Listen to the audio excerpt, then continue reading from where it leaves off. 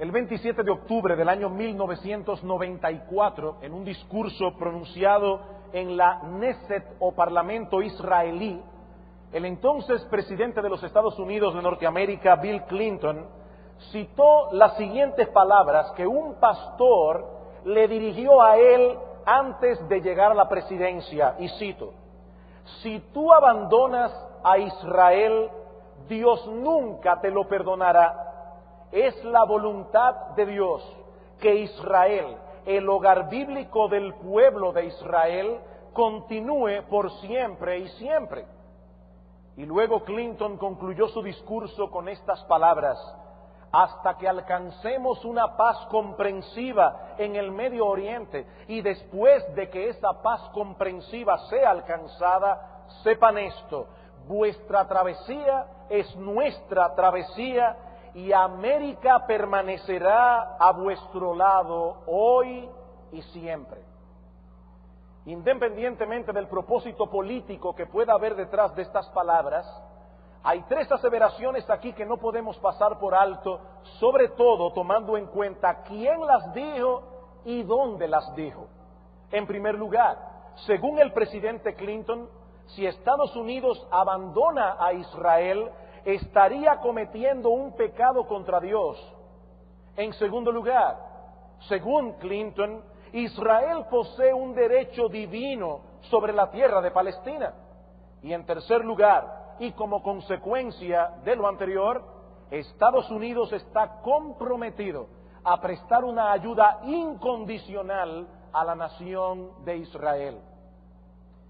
Pero estas palabras no solo revelan cuál es la política de la nación más poderosa del mundo actualmente en lo que respecta a la crisis del Medio Oriente, sino también la convicción de muchos de que la nación de Israel como nación, como grupo étnico, continúa ocupando un lugar especial en el plan de Dios. Por lo que cabe preguntarnos, a la luz de las enseñanzas de las Escrituras, ¿cuál es el lugar que ocupa actualmente la nación de Israel dentro del plan redentor de Dios?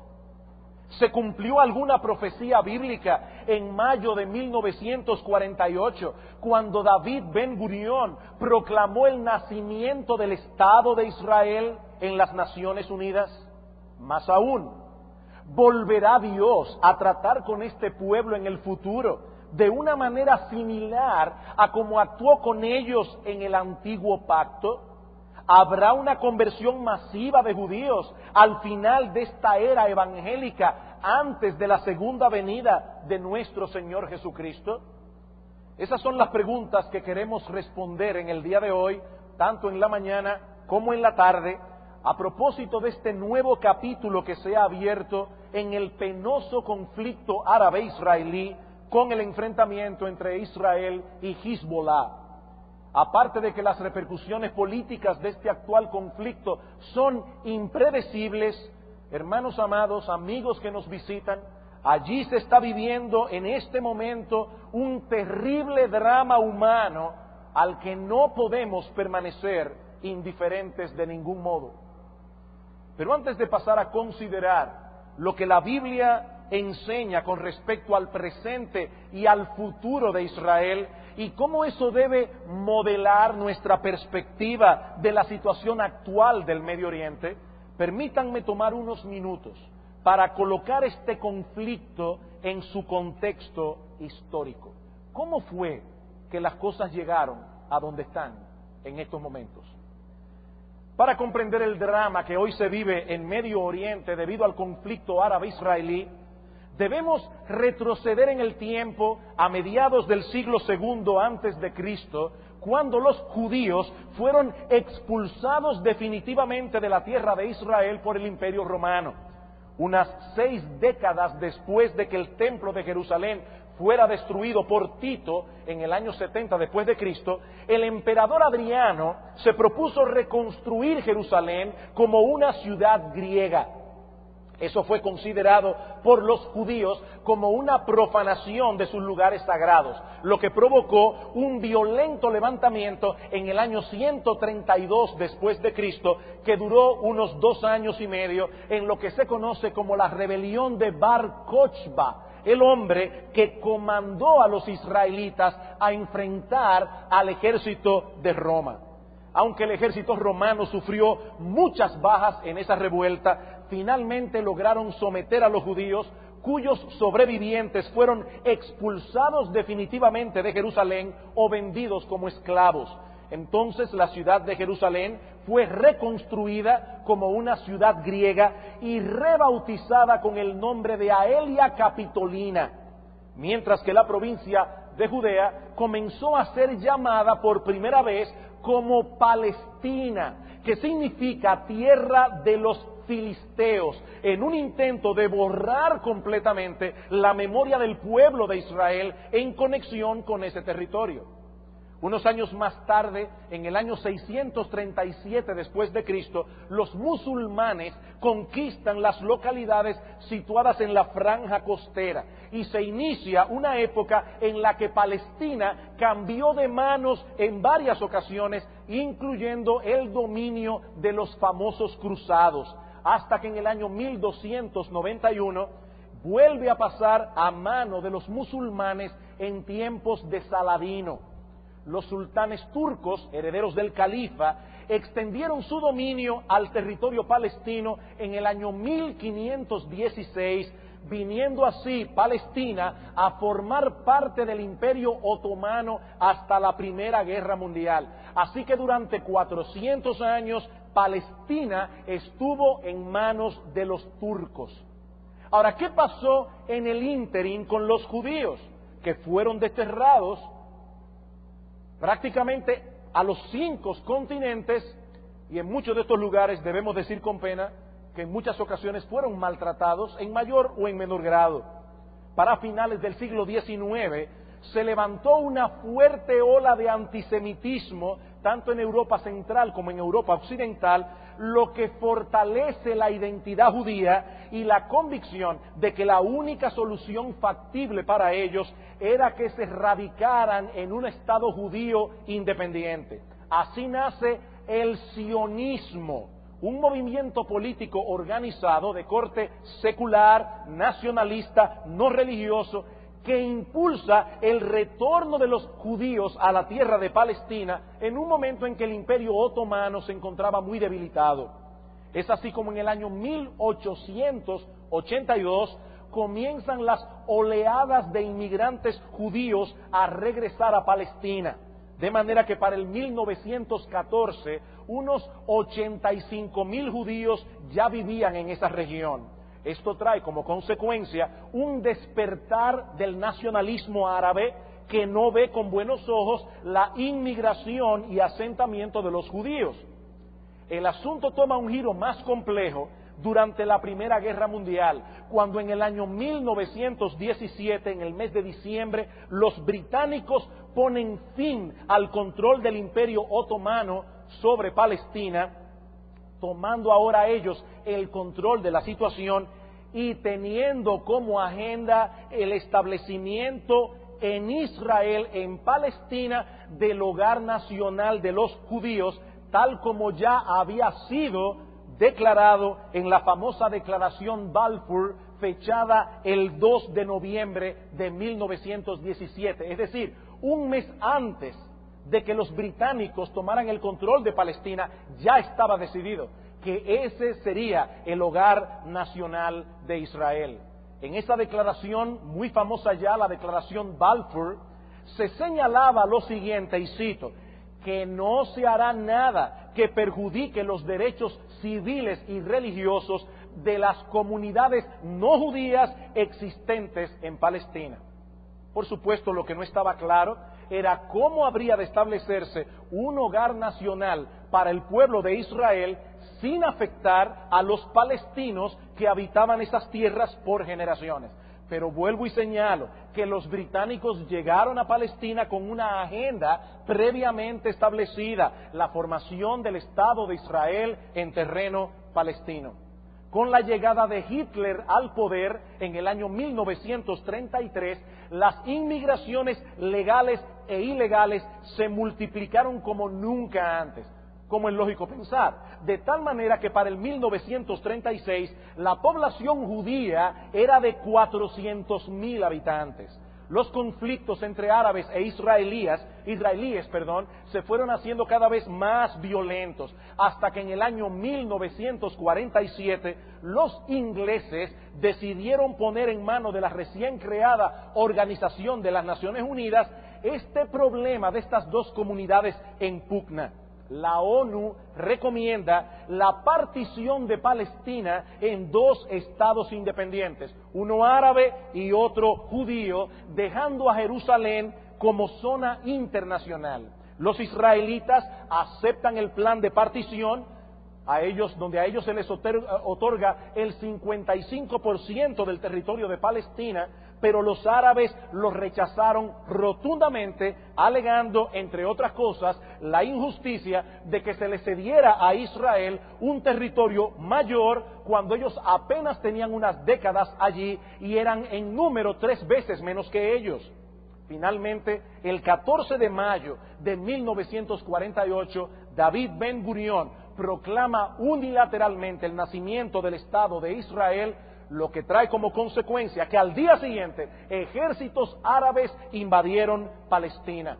Al término de la guerra, en julio de 1949, Israel sale victoriosa, ocupando el 77% del territorio, es decir, más de lo que la ONU le había otorgado en la partición. Ese territorio será aún mayor después de la famosa guerra de los 6 días, en junio del 1967, cuando Israel se anexa 69,000 kilómetros cuadrados. Como consecuencia de este conflicto, un poco más de 700,000 árabes palestinos se vieron obligados a abandonar sus hogares y convertirse en refugiados en las naciones vecinas, quedando solo en Israel unos 100,000 palestinos.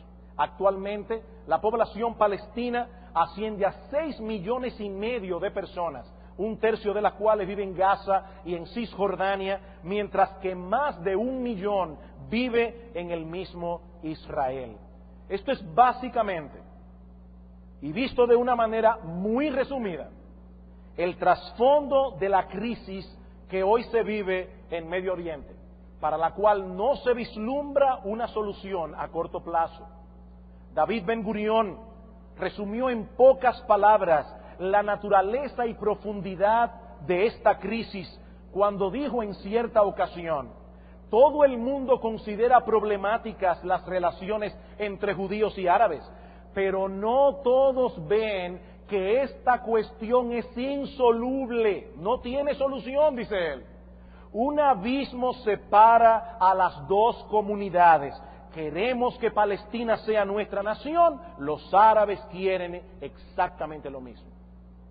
Sin embargo, como vimos al principio, para muchas personas este conflicto está tan claro como la luz del mediodía. Si el pueblo de Israel es la nación escogida por Dios y la tierra de Palestina es suya por derecho divino, ya no hay nada más que hablar. Lo ocurrido en el 1948 no fue más que el cumplimiento del plan profético de Dios para con ese pueblo. Pero ¿es realmente así? ¿Es realmente así? ¿Fue el nacimiento del Estado moderno de Israel el cumplimiento de alguna profecía bíblica? ¿Realmente posee Israel algún derecho divino sobre la tierra de Palestina? Eso nos lleva a nuestro segundo encabezado: la situación actual de Israel como nación escogida y su relación con la tierra de Palestina. Para tener una perspectiva bíblica de esta problemática, yo quiero que veamos 3 aspectos distintos de esta cuestión, aspectos distintos pero que están íntimamente entrelazados. En primer lugar, el propósito de la existencia de Israel como nación. En segundo lugar, la promesa de la tierra de Canaán a Israel y su significado. Y finalmente, la identidad de los verdaderos recipientes de esa promesa dada por Dios a Abraham en su pacto. Vayamos a Génesis capítulo 12.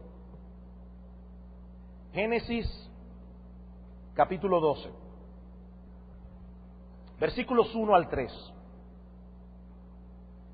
Pero Jehová había dicho a Abraham, todavía no se llamaba Abraham, ese nombre se le cambiaría luego: vete de tu tierra y de tu parentela y de la casa de tu padre a la tierra que te mostraré, y haré de ti una nación grande, y te bendeciré, y engrandeceré tu nombre, y serás bendición. Bendeciré a los que te bendijeren, y a los que te maldijeren maldeciré, y serán benditas en ti todas las familias de la tierra. Dios llamó a Abraham a salir de su tierra y de su parentela a una tierra en ese momento desconocida para él. Y en ese llamamiento le promete varias cosas, pero en lo que respecta al tema que nos ocupa, quiero resaltar únicamente dos. Dios le prometió a Abraham hacer de él una gran nación y por medio de él bendecir a todas las familias de la tierra. Así que desde el principio era obvio que la formación de Israel como nación no era un fin en sí mismo. Esa nación habría de ser un instrumento clave en las manos de Dios para llevar a cabo su plan de redención para todos los hombres sin distinción de raza. Un plan anunciado por Dios al hombre en el momento mismo de la caída. En Génesis capítulo 3, en el versículo 16, Dios prometió enviar a un Salvador nacido de mujer, es decir, un ser humano que habría de redimir al hombre del pecado y que habría de revertir los efectos de la caída. Y es en el cumplimiento de esa promesa que el Señor escoge a Abraham para traer por medio de él al Salvador prometido. Dios entra en pacto con Abraham y le promete como parte de ese pacto la tierra de Canaán por heredad perpetua. Vayamos a Génesis capítulo 15. Génesis capítulo 15. Y mis hermanos y amigos que nos visitan, este es uno de los pasajes claves del Antiguo Testamento. Tan así que vamos a leerlo completo, haciendo comentarios breves aquí y allá. Dice en Génesis capítulo 15: después de estas cosas vino la palabra de Jehová a Abraham en visión, diciendo: no temas, Abraham, yo soy tu escudo y tu galardón será sobremanera grande. Y respondió Abraham: Señor Jehová, ¿qué me darás, siendo así que ando sin hijo, y el mayordomo de mi casa es este Damasceno Eliezer? Dios le había prometido un hijo a Abraham, ese hijo no llegaba. Abraham, en el momento en que sale de Ur de los Caldeos, tiene 75 años, Sara tiene 60 años, es una mujer estéril. Abraham ve el tiempo pasando y dice: Señor, ¿dónde está el cumplimiento de la promesa? Versículo 3, dijo también Abraham: mira que no me has dado prole, y he aquí que será mi heredero un esclavo nacido en mi casa. Luego vino a él palabra de Jehová diciendo: no te heredará este, sino un hijo tuyo será el que te heredará. Y lo llevó fuera y le dijo: mira ahora los cielos y cuenta las estrellas si las puedes contar. Y le dijo: así será tu descendencia. Y este hombre viejo, con una mujer estéril, sin hijos, versículo 6, le creyó a Dios. Él creyó lo que Dios le estaba diciendo y su fe le fue contada por justicia. Y le dijo: yo soy Jehová que te saqué de Ur de los Caldeos para darte a heredar esta tierra. Y él respondió: Señor Jehová, ¿en qué conoceré que la he de heredar? Y le dijo: tráeme una becerra de 3 años y una cabra de 3 años y un carnero de 3 años, una tórtola también y un palomino. Y tomó él todo esto y los partió por la mitad, y puso cada mitad una enfrente de la otra, mas no partió las aves. ¿Qué estaba haciendo Abraham aquí? Un ritual muy conocido en aquella época, a través del cual las personas entraban en pacto. Cuando dos personas querían hacer un pacto, partían un animal y agarrados de la mano pasaban por en medio del animal partido. De esa manera, los que contraían el pacto estaban invocando sobre ellos un juicio de maldición si ellos violaban el pacto. Era como decir: así me parta Dios si yo violo mi palabra empeñada en este pacto. Abraham parte los animales en dos, versículo 11, Y descendían aves de rapiña sobre los cuerpos muertos, y Abraham las ahuyentaba. Mas a la caída del sol sobrecogió el sueño a Abraham, y he aquí que el temor de una grande oscuridad cayó sobre él. Entonces Jehová dijo a Abraham: ten por cierto que tu descendencia morará en tierra ajena. Ya Dios le estaba diciendo: van a parar a Egipto, y será esclava allí, y será oprimida 400 años, exactamente el tiempo que Israel duró en tierra de Egipto. Mas también a la nación a la cual servirán juzgaré yo, y después de esto saldrán con gran riqueza. También sucedió literalmente.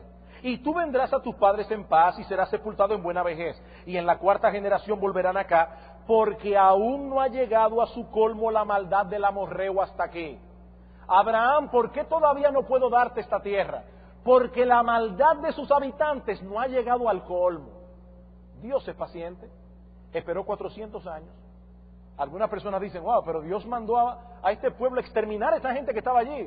Si eran pueblos idólatras, paganos, inmorales, y Dios les dio 400 años para que se arrepintieran.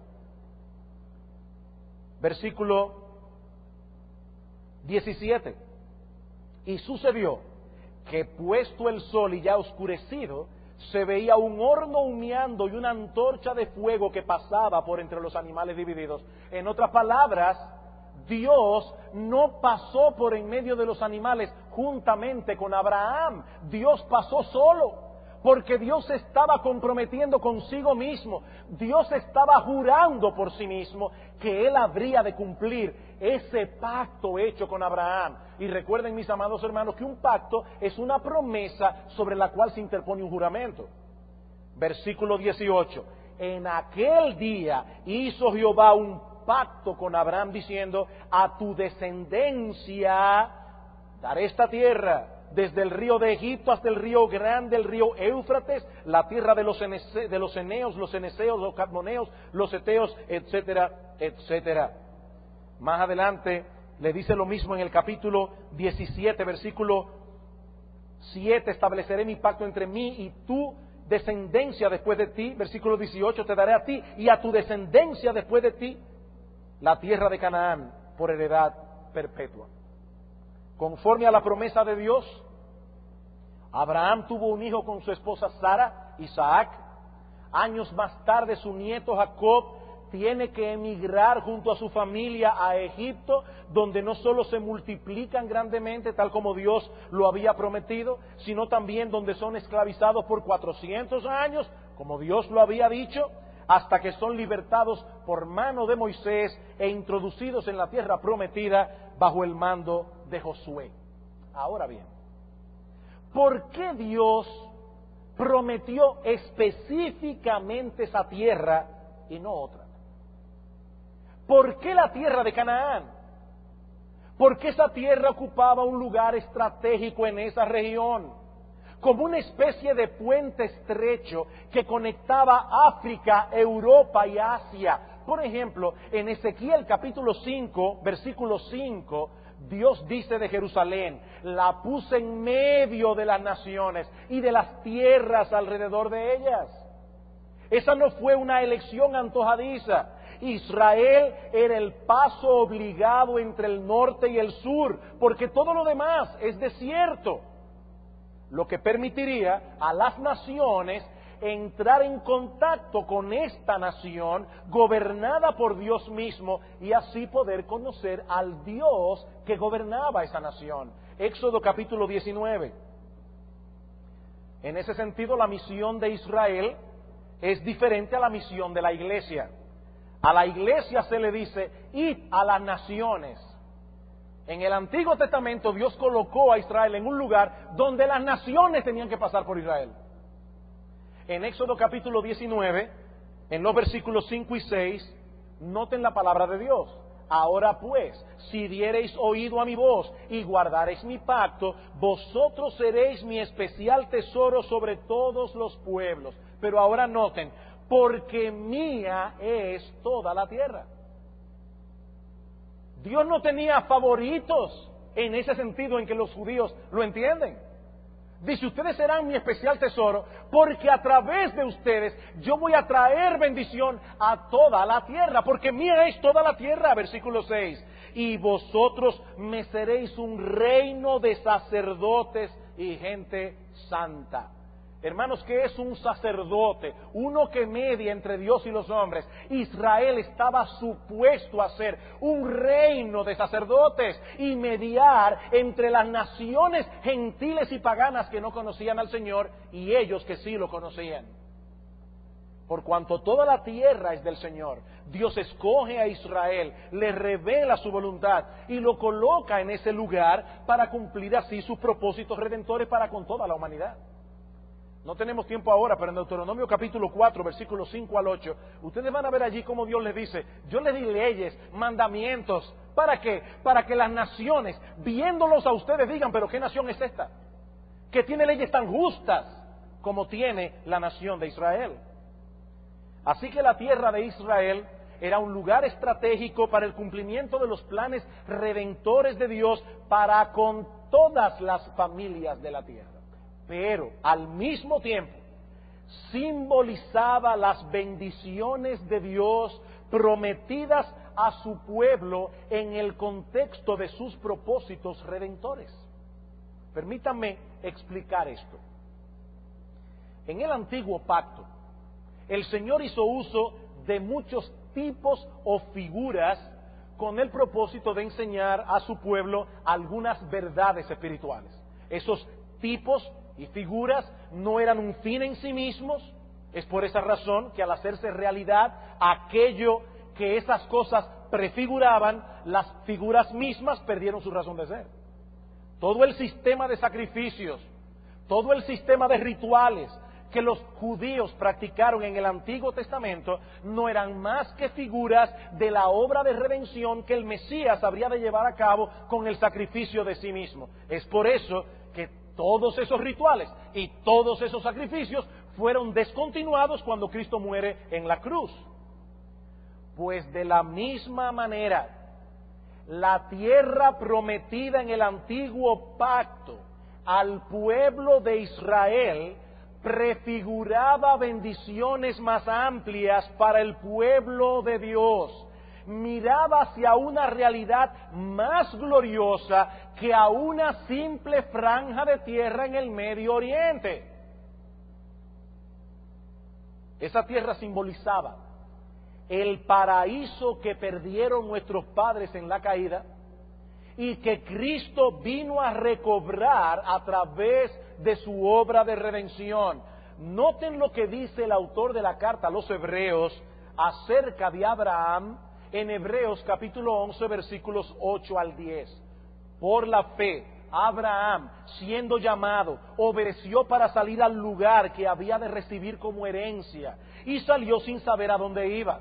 Por la fe, habitó como extranjero en tierra prometida como en tierra ajena, morando en tiendas con Isaac y Jacob, coherederos de la misma promesa, porque esperaba la ciudad que tiene fundamentos, cuyo arquitecto y constructor es Dios. Y más adelante el autor de los Hebreos habla de una patria celestial. Abraham no veía la posesión de esa franja de tierra en Canaán como el objeto primario de la promesa divina, sino más bien lo que esa tierra prefiguraba. Eso es lo que el autor de Hebreos está diciendo. Él esperaba otra ciudad cuyo arquitecto y constructor es Dios.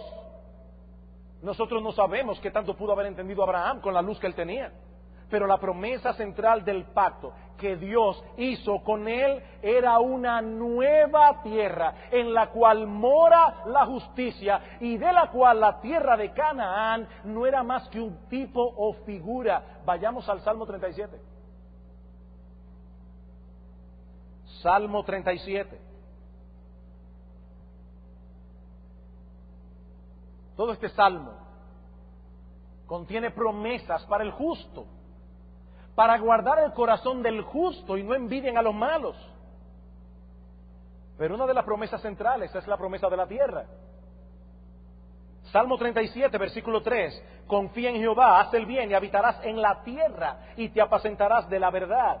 Versículo 8 y 9. Deja la ira, desecha el enojo, no te excites en manera alguna a hacer lo malo, porque los malignos serán destruidos, pero los que esperan en Jehová, ellos heredarán la tierra. Versículo 11. Pero los mansos heredarán la tierra y se recrearán con abundancia de paz. Versículo 22.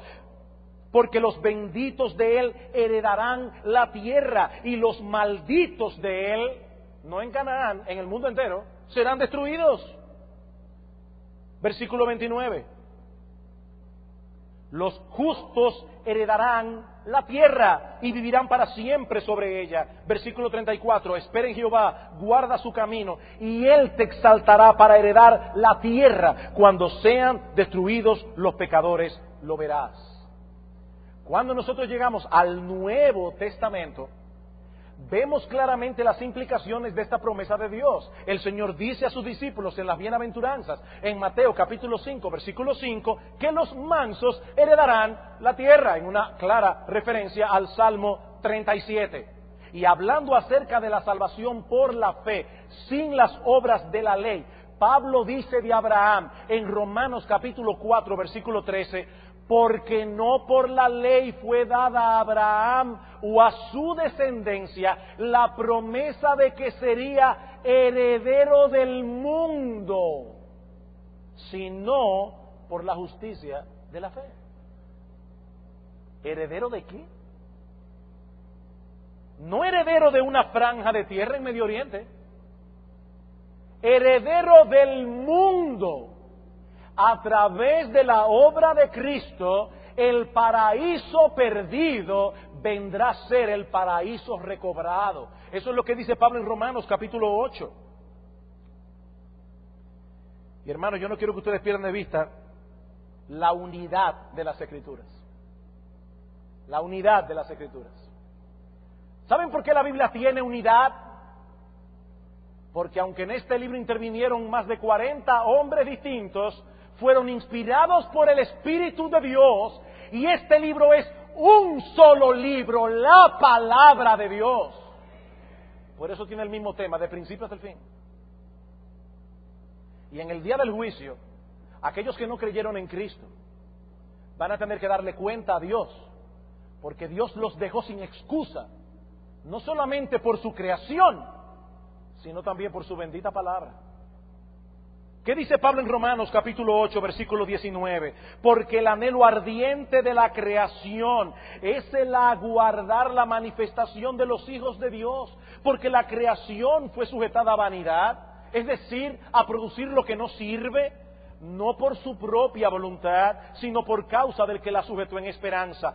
Porque también la creación misma será libertada de la esclavitud de corrupción a la libertad gloriosa de los hijos de Dios. Es esa nueva tierra que los creyentes van a heredar por el pacto hecho con Abraham.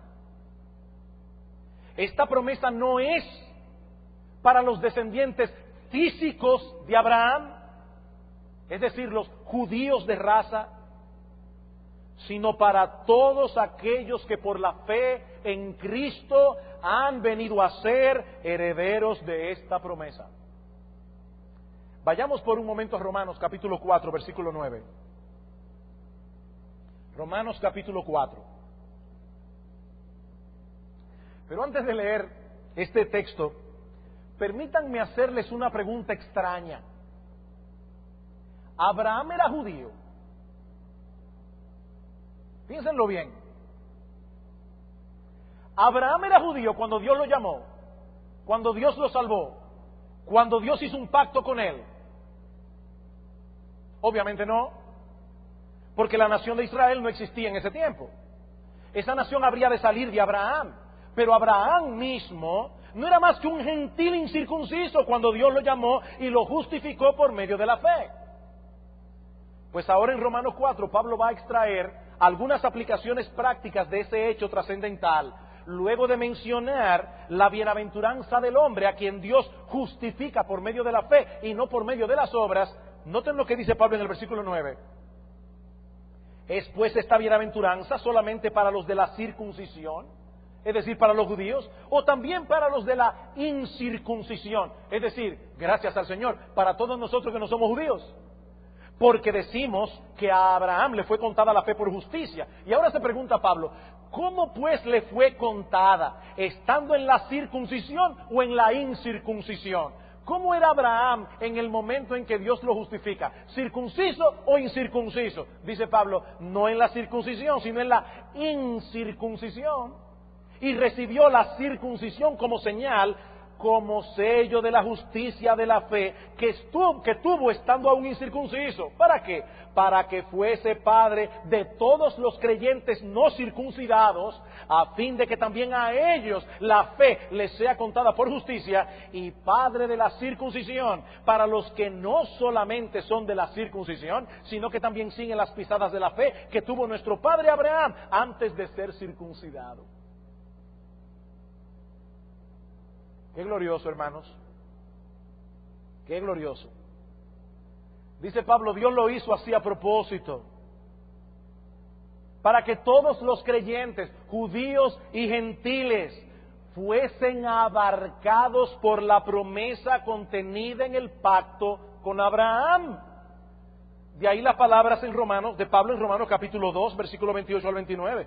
¿Qué dice Pablo en Romanos capítulo 2, versículo 28 al 29? Pues no es judío el que lo es exteriormente, ni es la circuncisión la que se hace exteriormente en la carne, sino que es judío el que lo es en lo interior, no en la letra, sino en el corazón, la alabanza del cual no viene de los hombres, sino de Dios. ¿Quién es el judío? Aquel cuyo corazón ha sido circuncidado a través de la obra de la regeneración. Ese es el judío. Gálatas capítulo 3. Gálatas capítulo 3, versículos 6 al 9. Así Abraham creyó a Dios y le fue contado por justicia.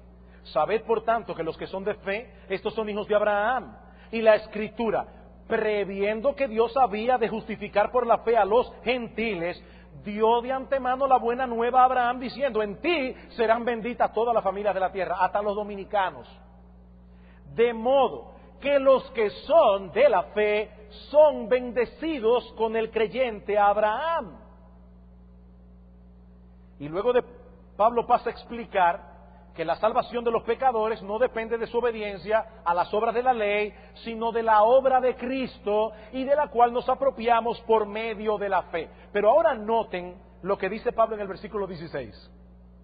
Ahora bien, a Abraham fueron hechas las promesas y a su simiente. ¿Recuerdan en Génesis, cuando vimos Génesis 12, Génesis 15, Génesis 17, a ti y a tu descendencia?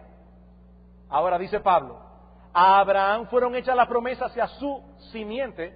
No dice y a las simientes como si hablase de muchos, sino como de uno, y a tu simiente, la cual es Cristo. Ya hemos visto que Dios hizo un pacto con Abraham y su simiente. Pero ahora Pablo nos dice que esa simiente de Abraham no es otro que nuestro Señor Jesucristo. Y dado que todos aquellos que creemos en Cristo hemos sido unidos a Él por la fe, nosotros también somos herederos de la promesa. Versículo 28, Gálatas 3:28. Ya no hay judío ni griego, no hay esclavo ni libre, no hay varón ni mujer, porque todos vosotros sois uno en Cristo Jesús. Y si vosotros sois de Cristo, ciertamente el linaje de Abraham sois y herederos según la promesa. ¿Todavía tienes alguna duda? Efesios capítulo 2. Efesios capítulo 2. Versículo 11. Por tanto, acordaos de que en otro tiempo vosotros los gentiles en cuanto a la carne erais llamados incircuncisión, es decir, ustedes no están incluidos en el pacto, por la llamada circuncisión, es decir, por los judíos, hecha con mano en la carne. En aquel tiempo estabais sin Cristo. ¿Ven cómo Pablo lo pone? Dado que la promesa del pacto era a Abraham y a su simiente, y esa simiente es Cristo, dice gentiles paganos.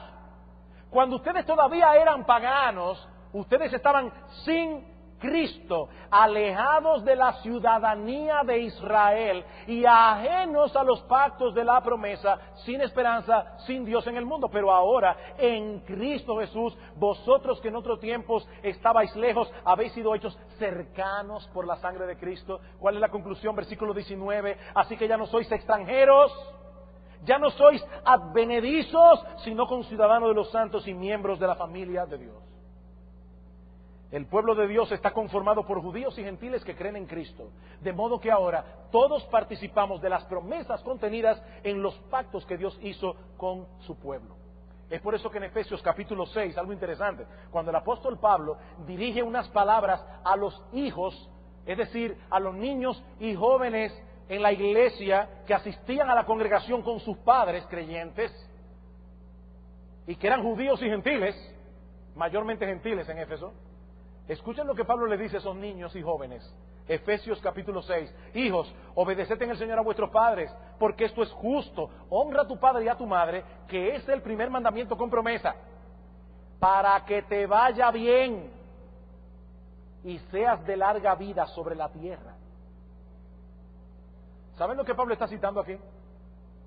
Éxodo 20:12, donde dice en el decálogo, honra a tu padre y a tu madre, para que tus días se alarguen en la tierra que Jehová tu Dios te da.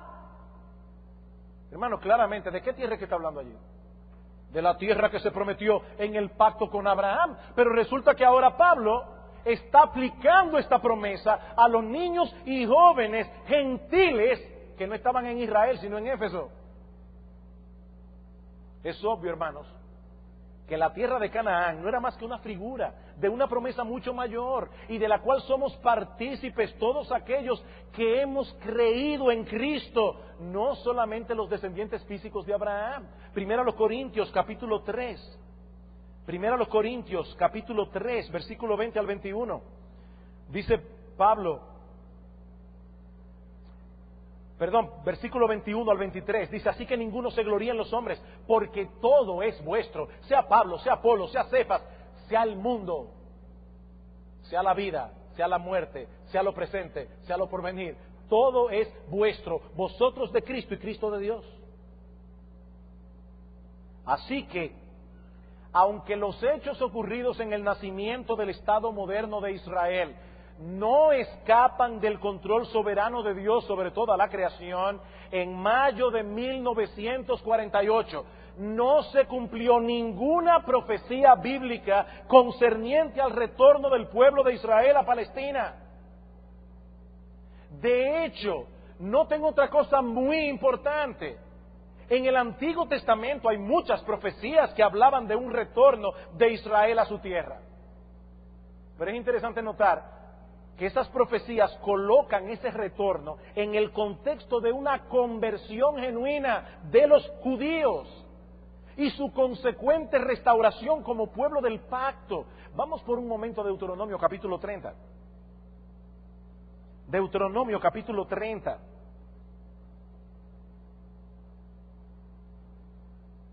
Versículos 1 al 10. Sucederá que cuando hubieren venido sobre ti todas estas cosas, la bendición y la maldición que he puesto delante de ti, y te arrepintieres en medio de todas las naciones a donde te hubiera arrojado a Jehová tu Dios. Fíjense, eso todavía no había ocurrido. Los judíos estaban todavía a punto de entrar en la tierra de Canaán, no habían entrado. Y ya Dios les dijo, ustedes van a entrar, ustedes me van a desobedecer, yo los voy a castigar, los voy a arrojar a diferentes naciones. Pero cuando te hubieres arrepentido en medio de esas naciones, y te convirtieres a Jehová tu Dios, y obedecieres a su voz conforme a todo lo que te mando hoy, tú y tus hijos, con todo tu corazón y con toda tu alma, entonces Jehová hará volver a tus cautivos, y tendrá misericordia de ti, y volverá a recogerte de entre todos los pueblos a donde te hubiera esparcido Jehová tu Dios. Y así sigue en el mismo tono hasta el versículo 10. Estas palabras tuvieron un cumplimiento parcial en los días de Esdras y Nehemías. Los judíos fueron llevados a Babilonia, allá se arrepintieron de sus pecados, como vemos claramente en Daniel capítulo 9, esta oración de arrepentimiento, donde Daniel, representando al pueblo, dice, hemos pecado, nosotros hemos hecho lo malo. ¿Y qué hace Dios? Conforme a su promesa, los regresa otra vez a la tierra de Israel. Pero mis amados hermanos, amigos que nos visitan, eso no fue lo que ocurrió en el año 1948.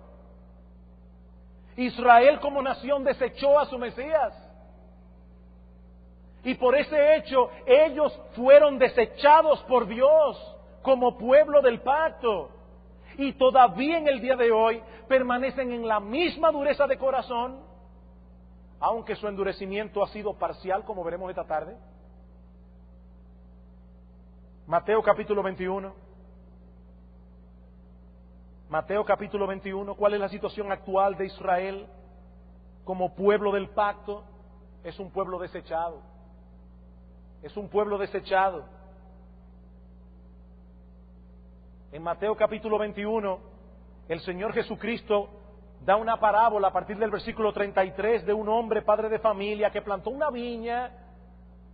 Esa figura era muy usada en el Antiguo Testamento para hablar de Israel, como vemos en Isaías capítulo 5. Plantó una viña, la cercó de vallado, cavó en ella un lagar, edificó una torre y la arrendó a unos labradores y se fue lejos. Pero ¿qué pasó? Que cuando ese dueño de la viña comenzó a enviar a personas que buscaran los frutos que esa viña debía producir, ¿qué hicieron los labradores? Empezaron a matarlos uno por uno, lo que hicieron con los profetas y lo que habrían de hacer luego con el mismo Cristo. Y ahora le dice el Señor a los mismos judíos en el versículo 40, cuando venga pues el Señor de la viña, ¿qué hará a aquellos labradores? Le dijeron, a los malos destruirá sin misericordia y arrendará su viña a otros labradores que le paguen el fruto a su tiempo. Y Jesús les dijo, ¿y ustedes nunca leyeron en la Escritura? La piedra que los edificadores desecharon ha venido a ser cabeza del ángulo. El Señor ha hecho esto y es cosa maravillosa a nuestros ojos. Por tanto os digo que el reino de Dios será quitado de vosotros y será dado a gente que produzca los frutos de él. ¿Quiénes son esos? Los gentiles. Y hermanos, es en el contexto de ese juicio de Dios sobre la nación de Israel que el Señor profetizó en el sermón del Monte de los Olivos que el templo de Israel sería destruido, tal como sucedió en el año 70, y que los judíos caerían a filo de espada y serían llevados cautivos a todas las naciones. Hubo un cambio radical en los tratos de Dios para con este pueblo, en el sentido de que el reino de Dios ha sido traspasado ahora a una comunidad de judíos y gentiles creyentes que juntos conforman ahora el pueblo de Dios del nuevo pacto. La pregunta que debemos hacer ahora es, ¿y qué repercusión tiene todo esto en la crisis que hoy se vive en Medio Oriente? En primer lugar, esto nos enseña que ninguna de las dos partes envueltas en este conflicto debe apelar a ningún derecho divino sobre esa tierra para apoyar sus reclamos, sino que más bien deben apelar a principios universales de justicia aplicados a las relaciones internacionales. Repito, ninguna de las dos partes envueltas en este conflicto debe apelar a ningún derecho divino sobre la tierra de Palestina para apoyar sus reclamos, sino más bien a principios universales de justicia aplicados a las relaciones internacionales. Israel es un Estado reconocido por la comunidad internacional, eso es un hecho, como también es un hecho que los palestinos que habitaban esa tierra por generaciones fueron expulsados cruelmente de su territorio y obligados a vivir como exiliados en condiciones muchas veces infrahumanas. Eso también es un hecho. En el año 2001, la ONU registró 3.7 millones de palestinos refugiados. Mano, piensen en eso. ¿Ustedes se imaginan que ahora de repente aparezca un grupo de personas que nos digan a nosotros los dominicanos: nosotros somos los descendientes originales de los indios que habitaban Quiqueya antes de que los españoles llegaran? Esta tierra es nuestra. Y nos manden a todos los dominicanos a vivir en Dajabón. Eso fue lo que ocurrió en Palestina. Cualquier solución que se le vaya a buscar a ese conflicto no se puede apelar a derechos divinos. Se deben aplicar principios universales de justicia. Plantear que el pueblo de Israel es una nación escogida para apoyar todo lo que Israel hace, hermanos amados, eso no solo es torcer las enseñanzas bíblicas, como espero haber podido demostrar esta mañana, sino también dar lugar a tropiezos innecesarios. Dar lugar a tropiezos innecesarios. Como también es inconsecuente en un cristiano apoyar actos terroristas como respuesta a lo que se considera una agresión injustificada. Tanto los árabes como los judíos tienen la misma necesidad del Evangelio, y nosotros, amados hermanos, debemos procurar ministrar eficazmente tanto a unos como a otros. Pero si damos la impresión de apoyar actos injustos, quien quiera que sea que los cometa, no solo nos cerraremos las puertas para los que están en el lado contrario, sino también para con todos aquellos que, sin ser parte de este conflicto directamente, se sienten identificados con uno o con otro lado, simplemente por una sensibilidad humana. Por otro lado, hermanos y amigos, el sufrimiento de árabes y de israelíes debe ser motivo de tristeza, de profunda tristeza para nosotros como creyentes. Como decía al principio, aparte de las repercusiones políticas del presente conflicto entre Hezbollah e Israel, allí se vive en estos momentos un drama humano al que no podemos permanecer indiferentes, independientemente de si los que sufren son árabes, libaneses o israelíes. Nosotros debemos orar al Señor para que en su gracia común dé cordura a ambas partes y se logren acuerdos justos que traigan como resultado una paz más permanente. Hay que orar a Dios, que levante hombres cuerdos, que puedan ver ambas partes sin apasionamientos, con cordura y actuar conforme a principios de justicia por la gracia común de Dios. Pero hermanos, nosotros también debemos orar a Dios. Nosotros debemos orar a Dios que envíe más misioneros a esa región, que prediquen el Evangelio, el mensaje por medio del cual los hombres son reconciliados con Dios, pero también reconciliados horizontalmente. Es el Evangelio de la paz.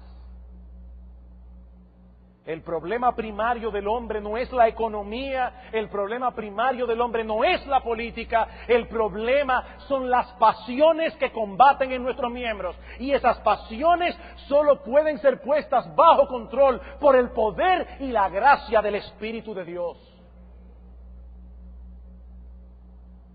La crisis en Medio Oriente y en muchos otros lugares del mundo no es más que la misma crisis que se vive hoy en muchas familias y en muchas sociedades, solo que a una escala muchísimo mayor. Pero es el mismo problema, hermanos, sustancialmente. El problema es el pecado y la solución es el Evangelio, la oferta del Evangelio. que Dios en su bondad envió a su Hijo, nuestro Señor Jesucristo, a morir por pecadores, a pagar la deuda de todos aquellos que hemos contraído una deuda con la justicia divina por causa de nuestras transgresiones. Y ahora, en base a esa obra de redención de nuestro Señor, Él ofrece perdón de todos nuestros pecados y el don de la vida eterna únicamente por la fe.